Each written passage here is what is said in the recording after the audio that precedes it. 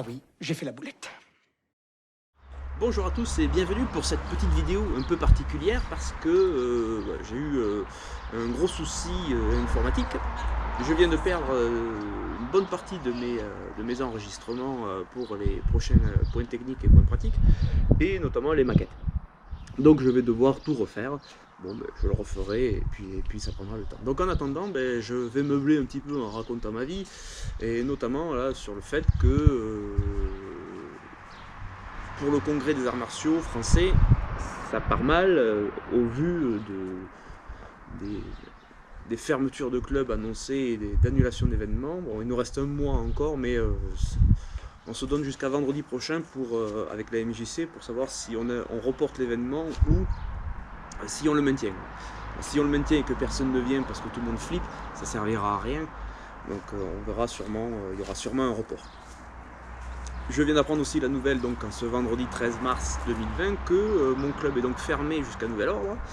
Donc voilà, plus de boxe, donc je le ferai chez moi.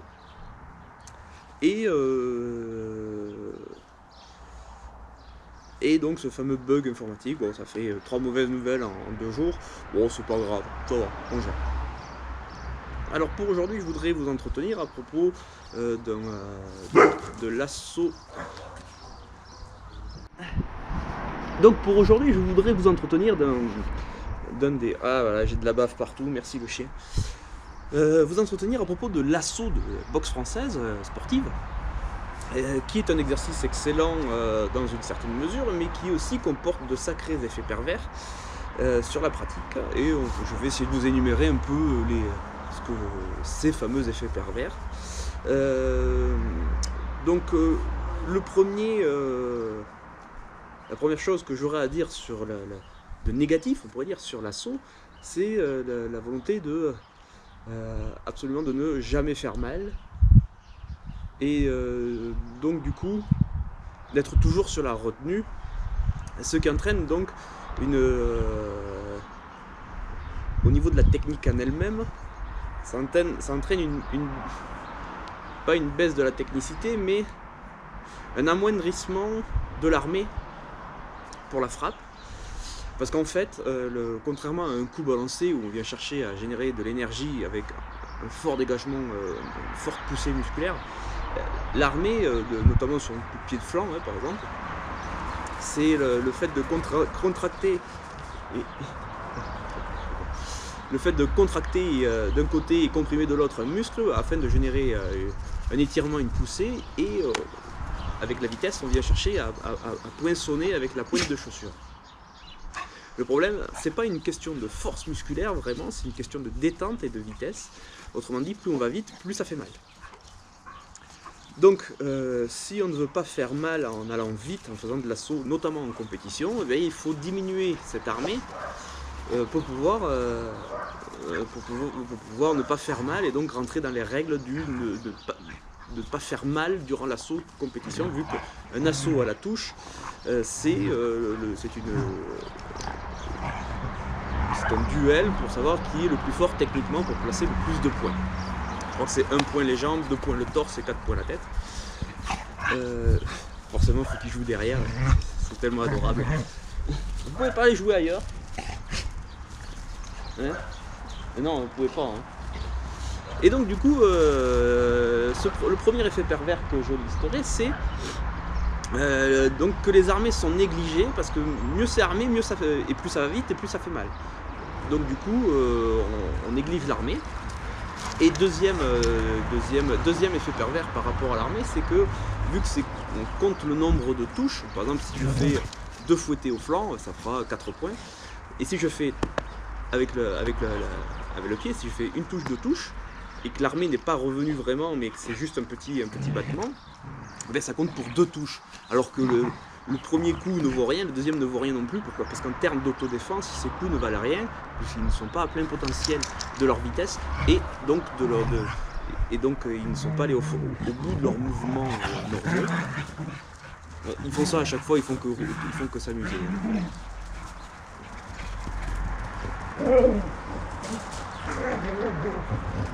C'est la dernière fois que je les prendrai avec moi pour une vidéo, parce que c'est un peu perturbant quand même. Et donc, pour revenir, l'armée n'est pas fait comme il faut, donc ben, le geste n'est pas bon. Il n'a pas toute la portée nécessaire pour faire ce qu'il doit faire. Ensuite, très dur de garder le film. Donc voilà, au niveau de l'assaut sportif et compétitif a un effet néfaste donc sur la qualité de boxe et sur la qualité technique et sur la fameuse notion d'armée et tout ce que ça implique derrière en termes d'utilité à la frappe. Mais vous n'avez pas fini, ouais. Il a dû. Ça c'est de l'assaut, vous voyez. Il joue. C'est une compétition technique, mais le but c'est pas de faire mal. Voilà. Mais il respecte la technique. Parce qu'il y a une ouverture, l'armée de la mâchoire, pour pouvoir chercher à pincer. Ils font pas gnic, ils ouvrent et ils foutent des coups de patte aussi. Voilà. Là il y a toute la technique. Alors, pour revenir à notre mouton, un autre effet pervers qu'il y a avec l'assaut sportif et compétitif, c'est vu qu'il n'y a pas de notion. Ah. Le deuxième effet pervers que je pourrais citer pour l'assaut sportif et compétitif, c'est la notion de parade et de protection. Je recentre, pour réexpliquer un peu le concept, le but de l'assaut à la touche, c'est de venir toucher et marquer des points suivant les zones plus ou moins importantes. Comme je vous l'ai dit, la tête, le buste ou les jambes. Mais si par exemple je suis touché à la jambe par un fouetté, si je suis touché à la jambe par un fouetté, et qu'au même moment je riposte avec moi aussi avec un fouetté à la tête, j'ai perdu. L'autre a marqué un point, mais moi j'en ai marqué 4. Donc j'ai pas la notion de me protéger les jambes, tout simplement parce que même si je suis touché aux jambes, je peux quand même marquer plus de points derrière. Et du coup on rentre dans un non-sens martial sur le fait qu'on accepte de prendre un coup pour pouvoir en rendre un plus fort, mais c'est suicidaire comme philosophie de martial, tout simplement parce que je peux pas accepter de perdre une jambe pour gagner un duel. Parce que s'il y a un duel après et que j'ai un autre duel, ben je pars déjà avec une jambe en moins. Donc ça marche pas. Ce genre de comportement ne peut fonctionner que dans un domaine strict du sport. Donc du coup on n'est plus du tout dans le fondement même de la boxe française et dans la savate. On est vraiment dans une autre pratique. Et c'est ce qui fait que je considère que la savate sportive n'a plus rien à voir avec l'art martial français qui est la boxe française et la savate traditionnelle. Pour ça, on perd vraiment cette notion d'autodéfense et de préservation du corps. Encaisser les coups, ce n'est valable que dans un domaine du ring avec des protections et un arbitre qui est là pour stopper quand ça va mal. C'est quand même suicidaire dans un principe d'autodéfense. Oui. Le troisième effet pervers qu'il y a à ne pratiquer que l'assaut à la touche sportif et compétitif, c'est qu'il y a une perte de la valeur du coup. Autrement dit, si Piki, pas touché. Si vous êtes habitué à ne frapper que doucement et que mentalement vous vous conditionnez à ne jamais vouloir faire mal, et bien le jour où il y aura nécessité à faire mal pour pouvoir sauver sa vie, eh bien vous n'en serez pas capable. Tout simplement parce que mentalement votre cerveau va vous en empêcher et il va faire ce qu'il sait faire le mieux, c'est-à-dire faire de la touche, et il n'ira pas à la frappe. Et ça ne veut pas dire de taper fort, ça veut dire d'utiliser le geste juste, c'est-à-dire un armé comme il faut, qui va au bout de sa logique et de son mouvement à la vitesse adéquate. Je veux bien que vous compreniez que la force de la boxe française, ce n'est pas la puissance musculaire, ça joue, bien sûr que ça joue dans une certaine mesure, mais ce n'est pas le point fondamental. Le point fondamental, c'est l'utilisation de la chaussure et la vitesse à laquelle on l'envoie. Si Piki, pas touché, Piki, c'est la vitesse à laquelle on l'envoie. Si vous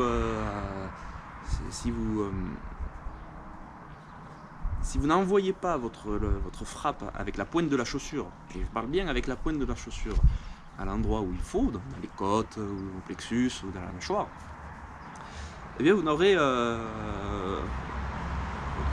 l'impact ne sera pas bon. Il faut qu'il y ait de la vitesse. Le maître mot de la BF, c'est la vitesse. C'est pas la force musculaire de prime abord. Il faut de la tonicité, de l'élasticité musculaire. Il faut de la vivacité. C'est ce que disent les maîtres du 19e. Il faut que ce soit vif et explosif. Et on n'est pas dans de la poussée ou de l'écrasement, on est vraiment dans le poinçonnement. Piqué, sors de là. Eh, sors de là. Allez. On n'est pas dans les gros coups de pied avec le dessus du pied, hein, comme on peut voir dans les autres sports de combat, où ils sont pieds nus, mais ils ne peuvent pas faire autrement, parce que s'ils tapaient avec la pointe des orteils, avec les orteils, ils se casseraient les orteils, très fréquemment. Donc ils sont obligés de taper avec cette partie, c'est tellement logique. Mais pour la BF, il est illogique de taper avec cette partie, parce qu'il y a la chaussure. Et c'est ça qu'il faut comprendre. Et donc quand on n'utilise pas ces techniques à la bonne vitesse, à la vraie vitesse, pour comprendre la portée réelle que ces mouvements peuvent avoir, eh bien on en perd le fil, on en perd l'essence, et du coup on ne fait plus de la BF. Surtout si on vient à utiliser, à faire des frappes qui correspondent à d'autres sports de combat qui sont tout autant honorables, mais qui ne correspondent pas à l'art martial qui est la boxe française. Voilà. Je vous ai donné en gros les trois griefs que je peux porter à la pratique de l'assaut sportif et compétitif. Pour ma part, je ne considère pas l'assaut comme quelque chose de mauvais, on en fait au club, mais quand les élèves ont envie de s'asticoter un petit peu, en portant les protections adéquates, notamment pour la tête, je leur laisse faire pour qu'ils comprennent la notion, cette notion comment se comporte le coup suivant les endroits, et comment encaisser les coups n'est pas la bonne solution, parce qu'en général on encaisse très très mal une pointe de chaussure dans les côtes ou un coup de poing avec une mitaine MMA au niveau du visage, on encaisse très très mal. Il faut s'en protéger, il faut l'esquiver ou parer, mais on l'encaisse très très mal. Du coup, la seule chose que je peux vous conseiller lorsque vous pratiquez l'assaut chez vous, dans vos clubs, c'est quand même des fois d'aller au bout du raisonnement et utiliser la vitesse. C'est pas la frappe forte en poussée, comme un kick, mais vraiment chercher à venir poinçonner, piquer, un peu c'est comme l'escrime de pointe. On vient chercher à piquer, on vient pas à écraser, on estoque. Voilà, essayez chez vous, faites vos retours si vous avez eu des retours d'expérience. En attendant, entraînez-vous bien, amusez-vous bien et à la prochaine.